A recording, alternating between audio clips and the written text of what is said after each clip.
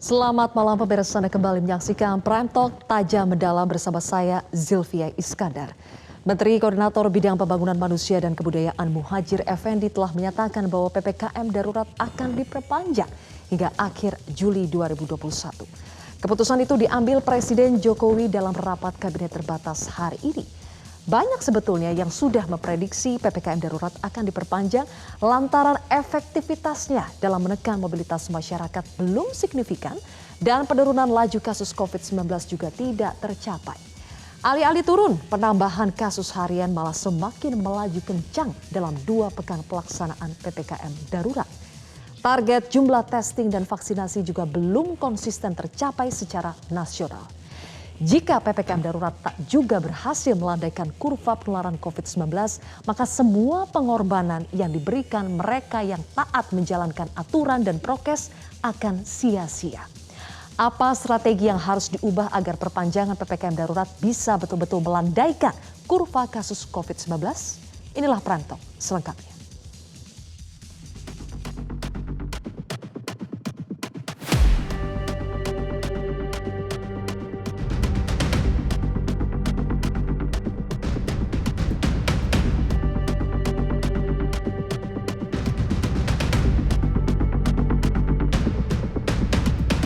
Sampai berapa jauh kita boleh pergi. Istilah saya itu kalau kita membengkokkan sesuatu mesti ada batasnya. Kalau bengkok terus ya patah. Jadi kita mengamati betul ini masalah ekonomi ini. Jangan sampai kelamaan juga malah buat mati. Kasus meroket ini sudah kita duga juga akan terjadi, mungkin terjadi, tapi tidak kita duga terus terang secepat ini.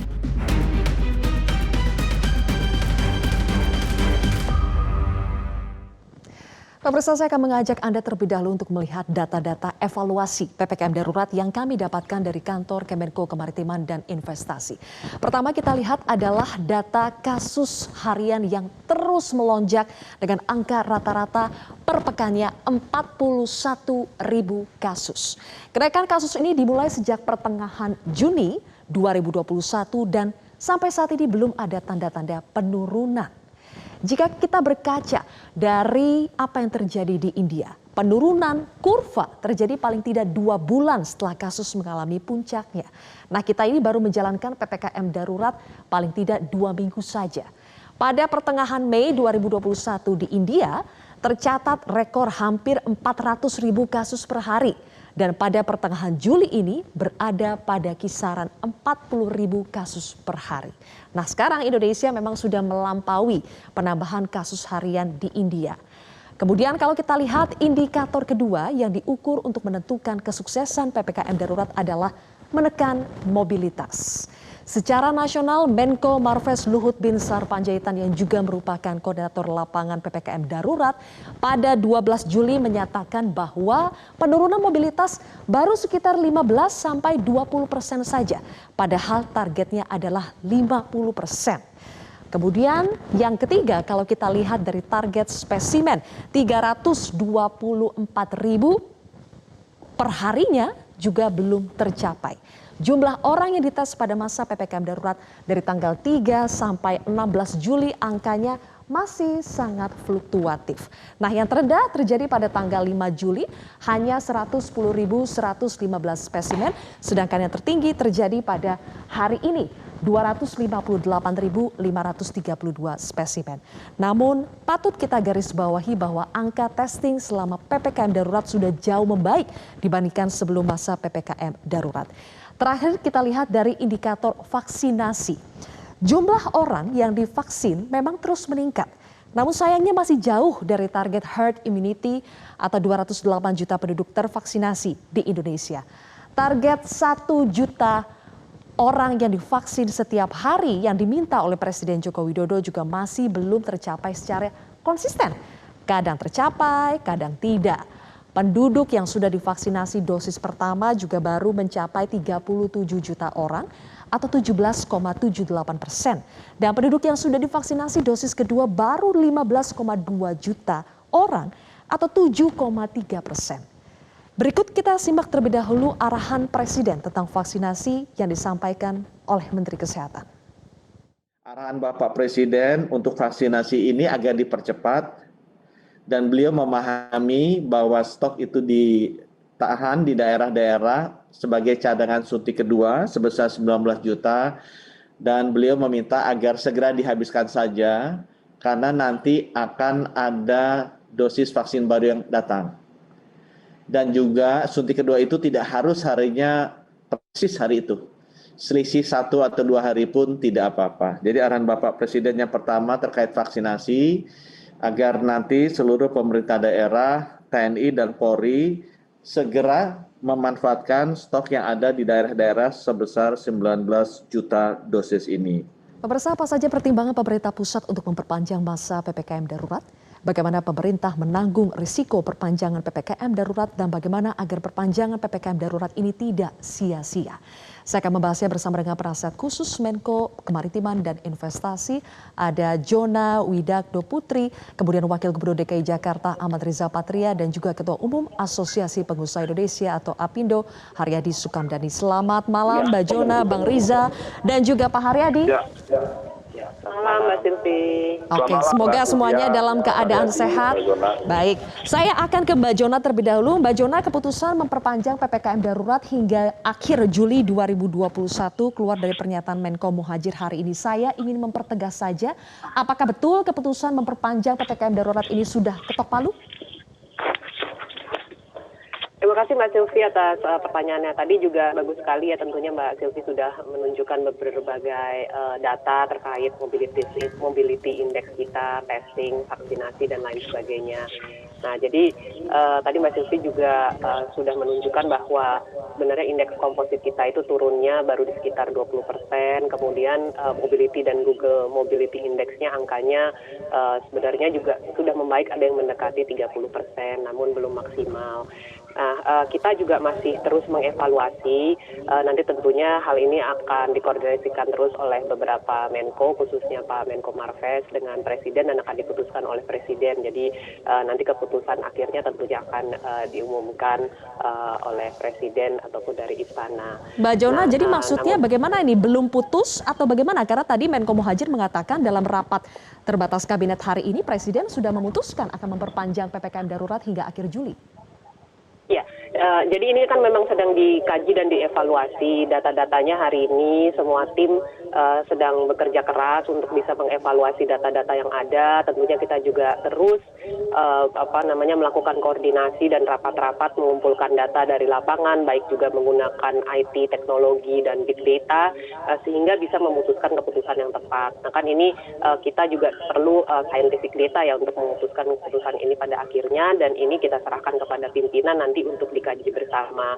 Nah, tapi kita juga sudah melihat bahwa beberapa mobility index ini yang kurang sebenarnya adalah di kawasan-kawasan industri. Maka dari itu hari ini tadi juga Pak Menko sudah mengadakan rapat dengan beberapa pimpinan daerah yang berada di kawasan industri untuk bisa lebih mengetatkan dan mengedepankan lagi mengenai mobility index ini, tentunya menjaga prokes tapi tetap sektor-sektor yang pokok, sektor yang kritikal ini dan beberapa yang esensial lainnya ini untuk tetap bisa melakukan aktivitas mereka sehari-hari dan melakukan kegiatan di industri. Oke, baik, kalau begitu saya ganti pertanyaan saya, kapan nanti akan diumumkan secara resmi oleh Menko Marves soal keputusan perpanjangan PPKM darurat ini? Keputusannya kan ada di Istana atau di Presiden tentunya Mbak Silvi. Jadi nanti ini dalam minggu-minggunya dan beberapa hari ini akan diputuskan melihat mobility index kita. Kan kemarin kita juga ini belum sampai lebih dari 2 pekan. Maka dari itu kita juga perlu melihat incubation periodnya dan kasus yang masih akan bertambah lagi di minggu depan ini bagaimana. Baik, saya akan minta tanggapan Bang Riza. Bang Riza, kalau misalnya melihat pencapaian selama pelaksanaan PPKM darurat ini, memang pantaskah PPKM darurat diperpanjang? Alhamdulillah, sesungguhnya berkat PPKM darurat kita mengalami peningkatan. Yang pertama, kesadaran, disiplin, dan tanggung jawab masyarakat semakin membaik. Seperti kita tahu dulu waktu PSBB di tahun lalu membaik, kemudian mengalami penurunan mungkin karena letih, capek, lelah, terlalu lama. dan faktor ekonomi dan faktor-faktor lainnya, umpamanya liburan panjang dan sebagainya, makanya ada peningkatan di 3 minggu, sejak 3 minggu terakhir. Alhamdulillah, selama hampir 2 minggu ini, PPKM darurat menurut hemat kami cukup berhasil mengurangi mobilitas warga. Setidaknya menurut data yang kami terima ada 59% penurunan mobilitas warga di bidang transportasi. Dan juga di banyak bidang kita lihat ada peningkatan disiplin dari masyarakat. Kalau data yang kami terima ini menurut Google, PPKM darurat ini retail dan rekreasi berkurang 28,4%, kemudian pusat transportasi 27,8%, taman minus 23%, tempat kerja minus 19,3%, area pemukiman 10%. Kemudian volume lalu lintas kendaraan bermotor mengalami penurunan sebesar 59,67%, jumlah penumpang harian angkutan perkotaan juga mengalami menjadi 447.673 penumpang per hari, mengalami penurunan sebesar 53,17%. Dan alhamdulillah di PPKM darurat ini program-program yang baik seperti ada penyekatan di 97 titik, hampir 100 titik yang dilakukan oleh Polda Metro, didukung oleh Kodam Jaya dan kita semua berhasil mengurangi mobilitas orang keluar masuk. Dan kita hanya memperkenankan yang bekerja di bidang esensial dan kritikal dan bidang lainnya yang diizinkan seperti pelayanan jenazah, ibu hamil, orang sakit dan sebagainya. Dan yang juga perlu kami sampaikan, data kami menunjukkan bahwa sepekan sudah mencapai 216.000 orang, 697 yang dites PCR. Ini sudah hampir 21 kali lebih besar dari standar yang diminta oleh WHO. Nah, memang itu dia. angka positif hari ini masih tinggi, 12.691. Betul, Bang Riza. Kalau misalnya indeks mobility di DKI Jakarta sudah cukup turun, tapi kenapa ini positivity rate, kita bicara soal laju penularan kasus COVID-19 di DKI Jakarta ternyata masih tinggi dalam sepekan 41,4%. Kenapa Bang Riza? Padahal mobilitasnya menurut Anda tadi data-datanya terlihat turun. Ya, mobilitas sudah menurun, tapi kan tidak berarti serta-merta penularan terus menurun. Ya. Karena masih ada interaksi di tempat-tempat kediaman, di kerumunan di lingkungan rumah, di warga itu yang masih cukup tinggi. Makanya kami telah membentuk satgas sampai tingkat RT, bahkan di setiap rumah ditunjuk satu orang mewakili keluarga sebagai PICLO berkoordinasi dengan RT RW setempat, bahkan dibentuk WA group di setiap RT untuk berkomunikasi, saling tukar pikiran, saling informasi, saling membantu sama-sama satu sama lain. Ini interaksi di tingkat warga sudah cukup, tetapi masih saja ada warga yang terus berinteraksi di antara warga yang keluar dari lingkungan rumahnya dan sebagainya, atau masih ada yang belum disiplin. Jadi memang kasus penularan tertinggi masih ada di lingkungan keluarga atau di perumahan. Ini yang terus kita... Oke, dengan mempertimbangkan penularan yang masih tinggi, berarti memang PPKM darurat seharusnya diperpanjangkah, Bang Riza, menurut Anda? Ya, kalau melihat data yang ada, sekalipun sudah ada peningkatan disiplin dan tanggung jawab warga, ada penurunan mobilitas, dan kita masih dirasa perlu untuk memperpanjang. Memang ini keputusan diambil oleh pemerintah pusat, tentu setelah mendengarkan para ahli epidemiologi, para pakar dan semua dari data dan fakta yang ada di lapangan. Kita masih harus memastikan bahwa ada penurunan yang signifikan ke depan, baru nanti ada pelonggaran. Saya kira pemerintah pusat betul tidak bisa secepat ini kita langsung melakukan pelonggaran. Kita harus pastikan PPKM darurat ini berhasil sampai angka yang kita harapkan penurunannya. Kemudian masyarakat juga memahami betul, mengerti bahwa pentingnya kita disiplin, berada di rumah, melaksanakan protokol kesehatan 5M, kemudian melaksanakan PPKM darurat secara bertanggung jawab dan disiplin. Baik, Bang Riza, Mbak Jona, dan Pak Haryadi kita akan lanjutkan kembali. Nanti saya akan tanyakan kepada Pak Haryadi kalau ancang-ancangnya nih, setidaknya kita berpatokan pada pernyataan Menko Muhadjir tadi, PPKM darurat akan diperpanjang kembali. Bagaimana tanggapan dari Apindo? Kami akan kembali dengan jawabannya sesaat lagi, pemirsa.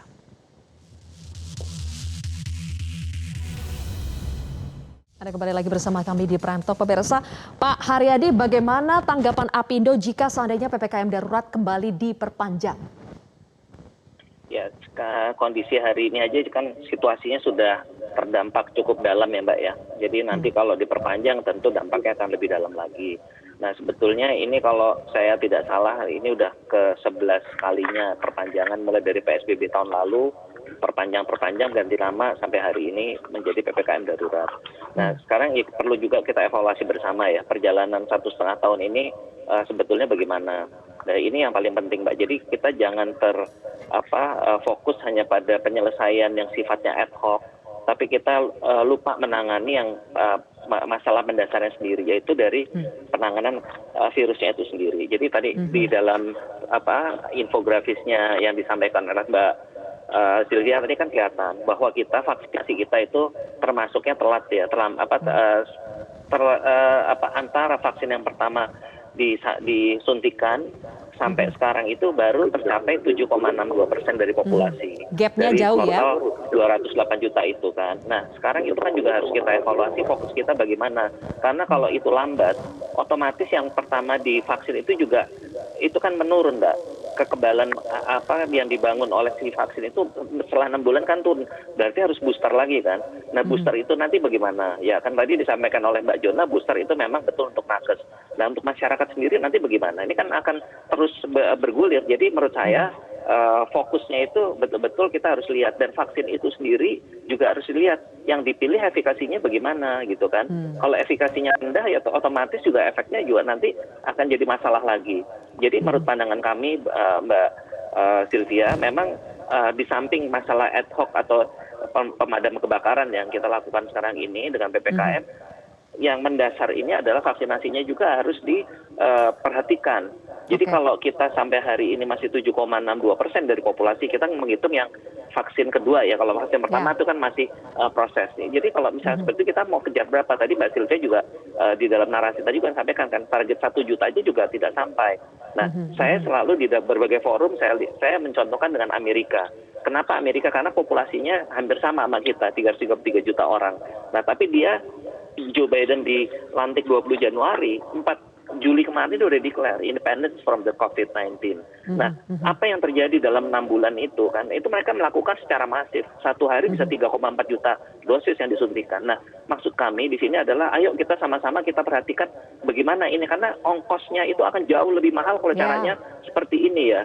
Terus menerus PPKM dilanjutkan, kita nggak tahu ini sekarang hari ini ada varian Delta, nanti ada varian Lambda, nanti mungkin ada varian-varian baru yang juga akan lebih ganas. Ini kan kita harus perhatikan begitu, Mbak. Jadi saya hanya ingin mengajak kita semua, substansinya ini adalah di penanganan virus sendiri ini harus kita tangani dengan ini ya, cermat ya. Karena kalau masalah prokes dan sebagainya ya memang masyarakat di mana-mana di belahan dunia juga masalah kedisiplinannya satu masalah yang berat ya. Apalagi tadi Mbak Sylvia bilang kalau yang di pemukiman yang padat gitu ya. Itu kan juga nggak mudah gitu. Oke.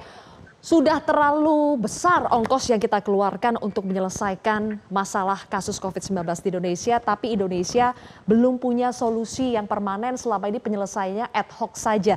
Tadi Pak Haryadi menitik beratkan vaksinasi, Mbak Jona. Bagaimana sih sebetulnya kendala vaksinasi kita selama ini? Kenapa target 1 juta per hari itu belum bisa dicapai secara konsisten? Dan terobosannya nanti apa kalau betul PPKM darurat ini jadi diperpanjang? Vaksinasinya bagaimana supaya bisa lebih banyak dalam sehari? Terima kasih Mbak Sylvie. Saya rasa pertama ini kan bukan hanya masalah Indonesia, karena khususnya untuk varian COVID-19 untuk varian Delta ini, buktinya negara-negara yang sudah maju, negara-negara yang mungkin healthcare-nya juga jauh lebih baik daripada kita juga mengalami lonjakan-lonjakan yang luar biasa. Saya rasa datanya juga sangat mudah untuk bisa di Google, rakyat juga bisa membaca kenaikan kasus di Amerika, kenaikan kasus di Eropa, kenaikan kasus bahkan sekarang di Israel dan negara-negara yang lain. Nah, ini adalah varian yang sangat berbeda dengan varian yang kita temui tahun lalu. Tingkat transmissibility-nya 97%, dan ini juga mungkin penularannya bisa 4-5 kali bahkan 6 kali lipat lebih besar. Jadi kalau kita terus meningkatkan mau tempat tidur, kita terus mengusahakan vaksinasi, tapi protokol kesehatan tidak dijaga, itu sangat sulit. Kita tetap berkumpul dengan orang banyak, itu juga sangat sulit. Nah, tadi mengenai vaksinasi, misalnya di Bali sendiri, itu kan kita juga sudah genjot vaksinasinya, dan bahkan mungkin dalam 1-2 bulan mencapai 80%.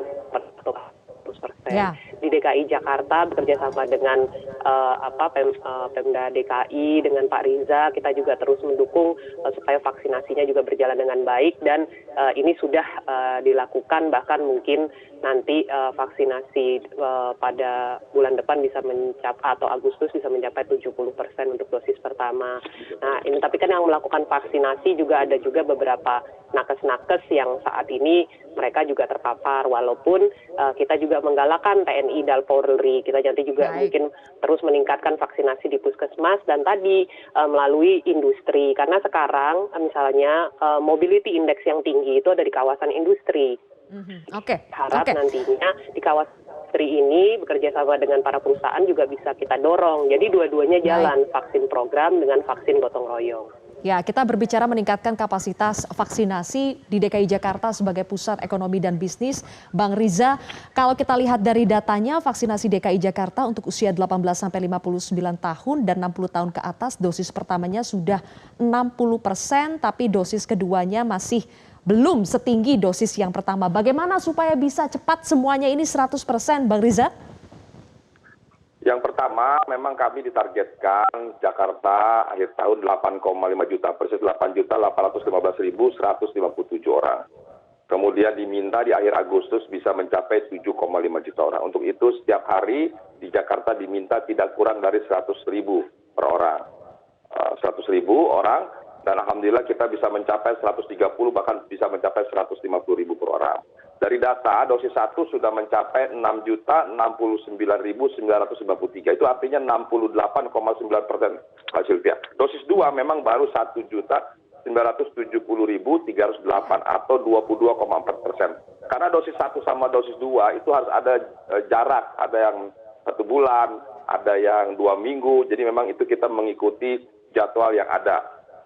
Kemudian total dosis 1 dan 2 sudah mencapai 8.040.301 dosis. Jadi alhamdulillah kalau menurut data, DKI Jakarta bisa lebih cepat dari target yang diminta oleh Pak Jokowi di akhir Agustus. Kami terima kasih, dibantu banyak pihak, dari Kadin dengan gotong royong, Apindo, dan semuanya para pengusaha, para komunitas, kampus, LSM, kemudian Ormas, semua berbagai komunitas pemerintah maupun masyarakat, semua, dan lain-lain, termasuk para mahasiswa, semua terlibat aktif melaksanakan program vaksinasi. Jadi kami berkolaborasi, bersinergi dengan semua elemen di Jakarta untuk memastikan pelaksanaan vaksinasi dapat berjalan dengan sukses dalam jumlah yang besar, dan tentunya yang paling penting aman. Jadi kami pastikan Jakarta insya Allah dapat memperoleh target yang diminta di akhir Agustus, bahkan kita bisa lebih cepat dari target yang diminta.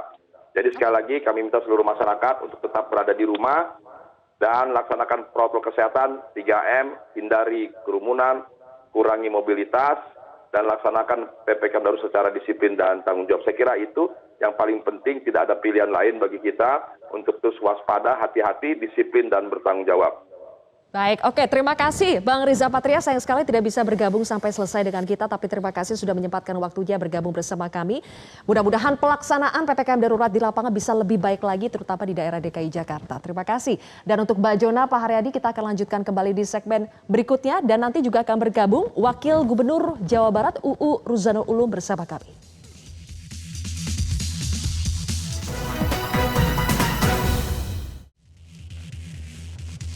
Baik, Anda kembali bersama kami di Prime Talk. Pemirsa, kami masih menunggu kehadiran dari Wakil Gubernur Jawa Barat UU Ruzanul Ulum.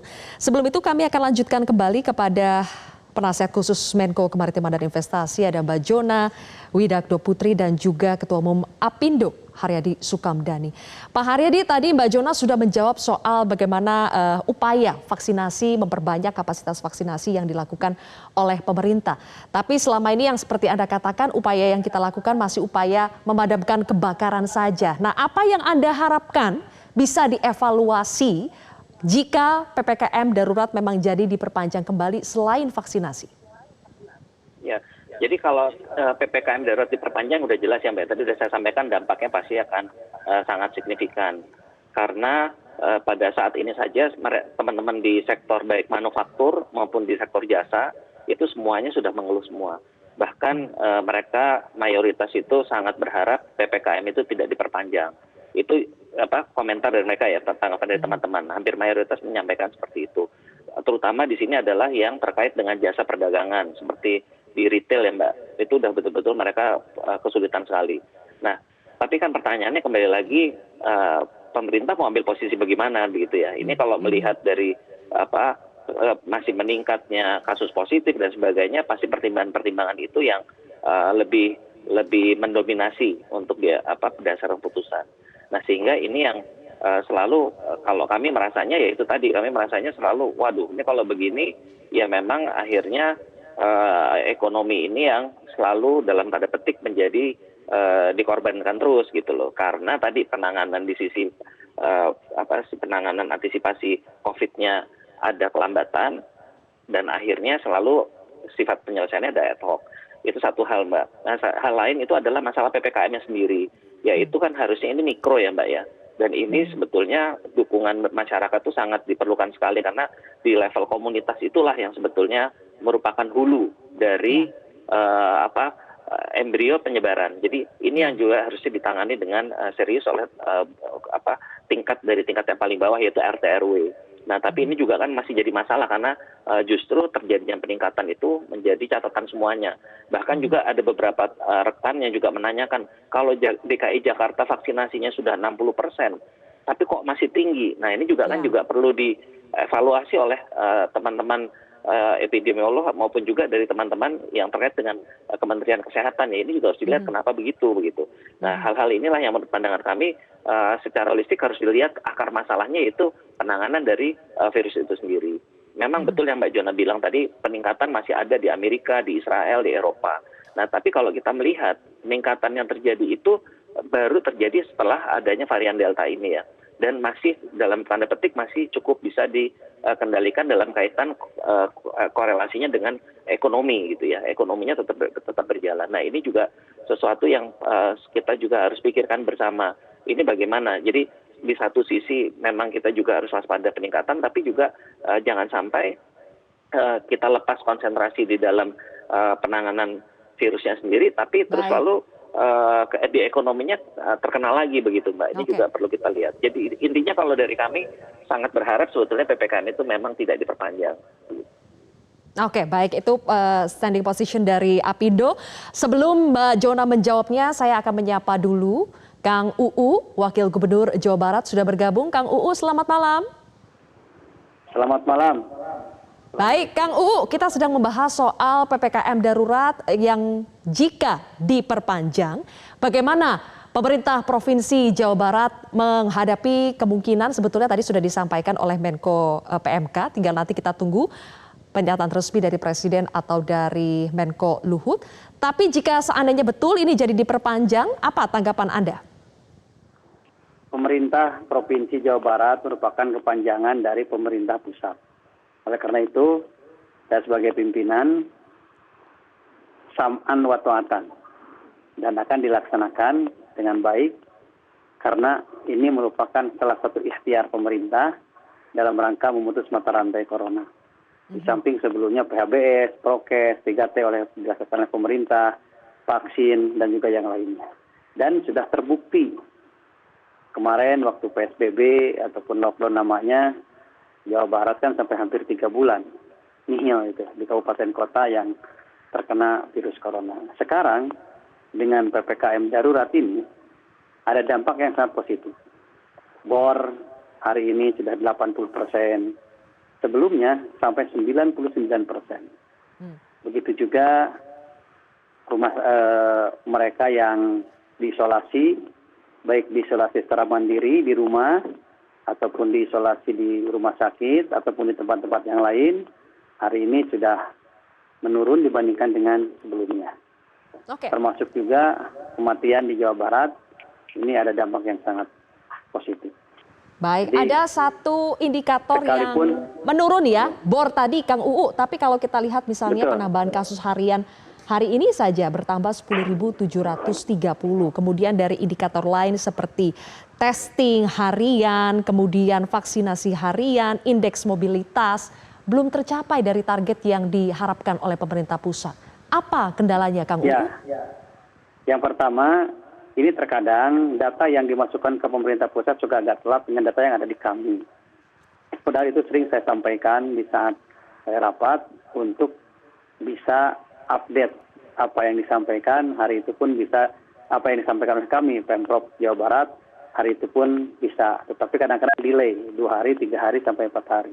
Jadi terkadang data itu data yang lama. Tapi data sekarang, di saat kami rapat gugus tugas, ini ada dampak yang sangat positif. Sekalipun ada beberapa masyarakat yang teriak, kaki lima, kemudian juga ada beberapa kasus di medsos gitu kan, yang di Garut, yang di mana gitu dengan represifnya Satpol PP. Tapi Pak Gubernur sudah menyampaikan kepada para bupati dan wali kota untuk tidak begitu, harus humanis lah ya, untuk menghadapi mereka-mereka. Karena memang kita juga sangat merasakan hal semacam itu. Tetapi kita, pemerintah Provinsi Jawa Barat, akan melaksanakan dan akan mendukung apa yang disampaikan oleh pemerintah pusat.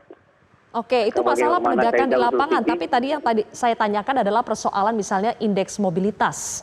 Seberapa signifikan turunnya indeks mobilitas di Provinsi Jawa Barat dengan adanya penerapan PPKM darurat ini? Kemudian persoalan testing harian. Sudah berapa banyak dari target yang ditetapkan oleh pemerintah?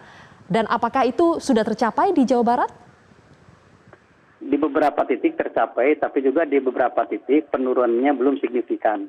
Seperti mohon maaf di Bandung Raya, kemudian di daerah-daerah tertentu memang tidak tercapai. Tapi di daerah-daerah lain itu sangat signifikan penurunan mobilitas masyarakat. Jadi memang ini tinggal penekanan kepada para bupati wali kota. Dan juga Pak Kapolda juga di saat rapat yang dihadiri oleh para Kapolres sudah menekankan hal semacam itu. Jadi insya Allah kita akan berusaha, tapi tetap juga kami ingin bantuan dari seluruh masyarakat Jawa Barat. Karena setegas apapun Pak Polisi dan tentara dalam masalah mobilitas, kalau masyarakat tidak ada kesepahaman, tetap aja kan mereka mencari jalan dan yang lainnya. Masih ya problemnya sama, masalah prokes, kemudian juga masih bisa belum merata, ada yang bagus, ada yang tidak, apalagi tadi ditambah ada persoalan data, misalnya data di daerah tidak update dengan data yang di pusat, padahal kita sudah 1,5 tahun menghadapi pandemi ini, tapi persoalan-persoalan dasar saja kita masih keteteran. Apa sih yang harus diubah, strategi nantinya tuh ke depan seperti apa apabila PPKM darurat ini jadi diperpanjang, apa yang akan berubah? Kita akan lanjutkan kembali perbincangan ini pemirsa, usai jeda.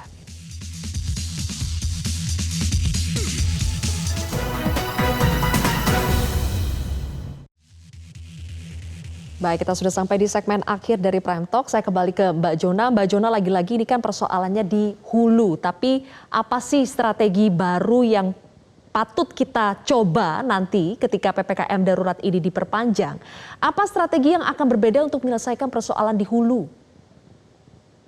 Ya, terima kasih Mbak Sylvie. Ini kan saya rasa tim ini tidak henti-hentinya bekerja untuk terus menganalisa, mengolah data dan melakukan evaluasi. Dan memang dari data yang ada kita masih menemukan berbagai pelanggaran terhadap prokes. Nah, jadi kalau misalnya pelanggaran-pelanggaran terhadap protokol kesehatan, kemudian tidak dilakukan testing yang dini, khususnya misalnya di kawasan-kawasan industri dan sektor-sektor yang pokok, kritikal dan esensial ini, saya rasa nanti tingkat penularannya masih akan terus berkembang. Nah, tadi saya bilang kan untuk bilangnya kita kan bangun rumah sakit, tapi kita tidak bisa mencegah adanya terjadinya kecelakaan. Ya, terjadinya kecelakaan itu bisa dicegah kalau misalnya kita mengubah perilaku. Jadi nanti kalau misalnya PPKM darurat tadi dilakukan, ya tolong memang harus bisa benar-benar menjaga mobilitas ini, jaga jarak, pakai masker, cuci tangan, tapi vaksinasi juga terus kita kejar dengan sangat lebih ditingkatkan, bersinergi dengan berbagai pihak, dan kemudian kawasan-kawasan industri industri yang sekarang ini masih menjalankan kegiatan harian, dipastikan betul bahwa prokesnya dijalan, dipastikan betul tidak ada, bukan hanya berkerumun tapi berkumpul, mungkin hanya 2 atau 3 orang saja itu dijauhi, makan juga makan sendiri-sendiri, dan jangan ada kerumunan dan ada tim testing, tracing yang jelas di kawasan industri itu juga. Baik, terima kasih Mbak Jona. Kang UU, berbicara soal kawasan industri, Jawa Barat ini banyak sekali kawasan industri. Bagaimana meningkatkan kapasitas vaksinasi? Kalau kita lihat di data dosis 1 di Jawa Barat baru 10%, Kang. Padahal penduduk Jawa Barat ini paling banyak tapi baru 10% yang tervaksinasi, itu pun dosis 1. Dan testingnya juga tidak selalu memenuhi standar WHO, padahal seharusnya dengan jumlah penduduk 50-an juta, 50.000 orang yang ditesting per pekan. Harusnya seperti itu, tapi kenapa belum juga tercapai? Ya, yang pertama kita pakai sekarang gencar, kemudian angka 10% ini kan jumlah penduduknya 50 juta. Kalau 80% kita membutuhkan 33,5 juta orang. Dan kali 2 berarti 75 juta vaksin yang dibutuhkan. Hari ini baru kita dapatkan sekitar 8 atau 9 juta vaksin. Persisnya 8,5 juta ya. Kemudian juga kita sudah hampir 90% diberikan kepada para bupati atau kepala daerah. Dan sekarang dibantu oleh TNI Polri. Mereka melaksanakan vaksinasi di Makodam atau di Makodim, kemudian di Mapolres, Mapolresta dan yang lainnya. Insya Allah tercapai apa yang kita harapkan. Kemudian juga waktu Panglima datang ke sini dengan Pak Kapolri, kalau Jakarta sudah selesai, nanti nakesnya akan dikirim ke Jawa Barat.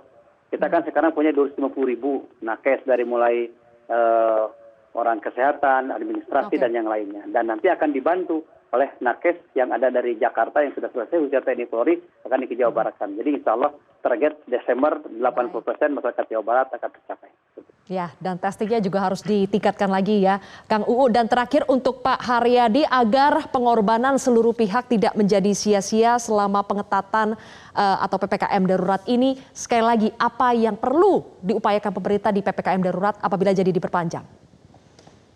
Ya, yang jelas bahwa kalau dari sisi ekonomi ini kan akan ada dampak yang besar, Mbak ya. Dampak terhadap pelaku usaha itu sangat besar. Nah, ada kesenjangan antara kemampuan mereka membayar pendapatannya dan kemampuan untuk membayar kewajibannya.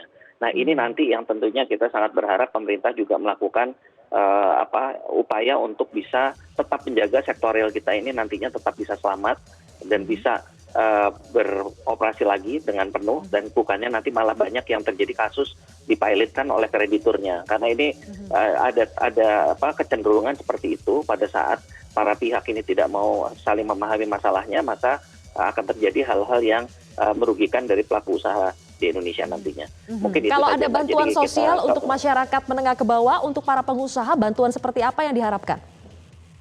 Kalau bicara modal kerja, Mbak, itu sebetulnya sudah kami sampaikan dari beberapa waktu yang lalu ya. Dan ini juga sedang berproses karena pada akhirnya memang proses penjaminan yang ada sekarang di bank-bank itu, di perbankan, itu tidak bisa optimal berjalan karena pada akhirnya dana yang dipakai adalah dari perbankan itu sendiri. Karena sifat dari pemerintah itu kan adalah penjaminan. Tapi penghitungan risiko tetap ada di bank. Jadi ini juga belum berjalan, ya ini juga perlu nantinya evaluasi lagi. Kenapa ini tidak sampai tidak efektif, demikian.